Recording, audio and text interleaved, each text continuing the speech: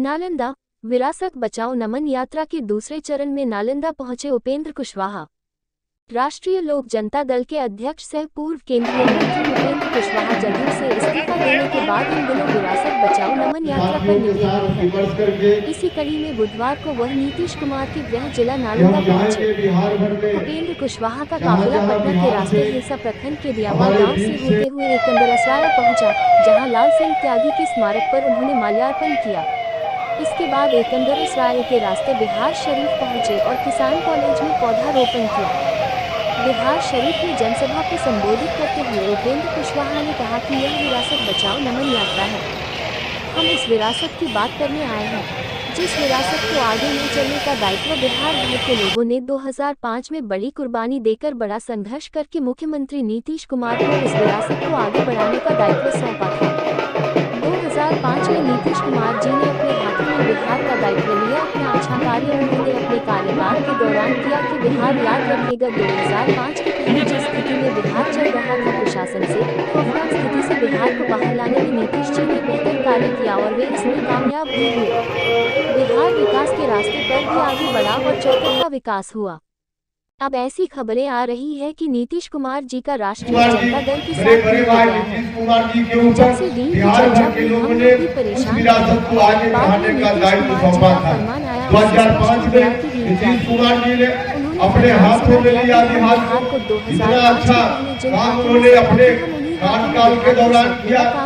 इतिहास याद रखेगा नीतीश कुमार जी को। 2005 के पहले जिस स्थिति में बिहार चल रहा था, उस शासन से, उस खौफनाक स्थिति से बिहार को बाहर लगाने में नीतीश जी को कामयाबी मिली। नीतीश जी ने बहुत अच्छा काम किया, वहाँ से बिहार को बाहर लाया। इतना ही नहीं, बिहार विकास के रास्ते पे भी आगे बढ़ा, चौतरफा विकास की गति आगे बढ़ी। हर तरह से बिहार ठीक ठाक चल रहा था। लेकिन हाल के दिनों में कुछ महीना पहले की घटना है, खबर आने लगी राष्ट्रीय जनता दल के लोगों के साथ कोई डील हो गई है। जब से डील की चर्चा हुई, हम लोग भी परेशान हो गए या कि वह कौन सी डील है। बाद में नीतीश कुमार जी का जो फरमान आया, उससे स्पष्ट हो गया कि डील क्या थी। उन्होंने फरमान सुना दिया पटना में कि हम बिहार को फिर से 2005 के पहले जिन हाथों में बिहार बर्बाद था, हम उन्हीं हाथों में बिहार को फिर से सौंपने का काम करेंगे। जब इस डील की जानकारी हम लोगों को हुई, फरमान नीतीश जी ने सुनाया, तब हम लोगों ने पार्टी के अंदर प्रयास किया। हम लोगों ने कहा, मैंने खुद मिलकर नीतीश जी से आग्रह किया कि नीतीश जी, आप राजनीति में कोई निर्णय लीजिए, आपके हर निर्णय के साथ उपेंद्र कुशवाहा भी खड़ा रहेगा, बिहार भी खड़ा रहेगा। लेकिन 2005 के पहले जिन हाथों में बिहार बर्बाद हो रहा था, उन हाथों में बिहार को सौंपने का निर्णय नहीं लीजिए। हमने उनसे आग्रह किया, हम लोगों की बातों पर नहीं ध्यान दिया गया, उनका फरमान उसी तरह से चलता रहा। तब हम लोगों ने निर्णय लिया है और वही हम आपसे कहने आए हैं कि सब कुछ हम वहां आकर बर्दाश्त कर सकते थे, बर्दाश्त कर रहे थे।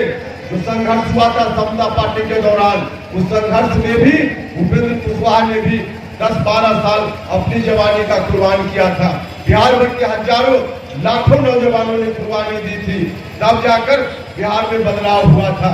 तो हम हर तरह से चल रहे थे, सब कुछ स्वीकार था।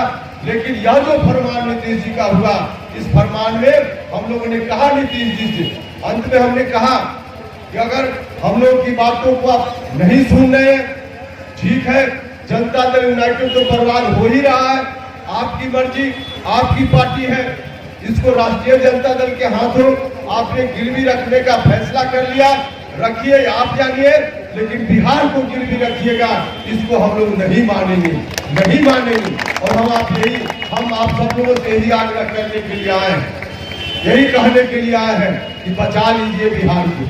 जो डील हुई है, उस डील के तहत नीतीश कुमार जी का क्या चेहरा था, क्या उनकी छवि थी।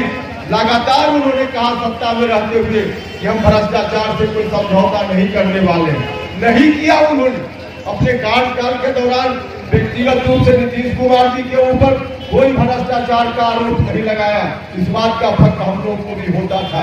लेकिन अंत में आकर जो डील हुई है, आज उनको बताना चाहिए कि आज जिस तरह से आरोप लगा है राष्ट्रीय जनता दल के लोगों के ऊपर। आरोप कोई आज का नहीं है, आरोप तो बहुत पुराना है। लेकिन इसी तरह से एक बार जांच की प्रक्रिया जब शुरू हुई थी राष्ट्रीय जनता दल के नेताओं के ऊपर, तब उस समय 2017 में नीतीश कुमार जी ने यही कहकर संबंध तोड़ लिया था कि जो भ्रष्टाचार का आरोप है राष्ट्रीय जनता दल के ऊपर, उन आरोपों का जवाब राष्ट्रीय जनता दल के नेताओं को देना चाहिए। जवाब नहीं मिला था नीतीश जी को, गठबंधन तोड़ लिया था। लेकिन आज कौन सी डील होगी नीतीश कुमार जी, क्या फिर से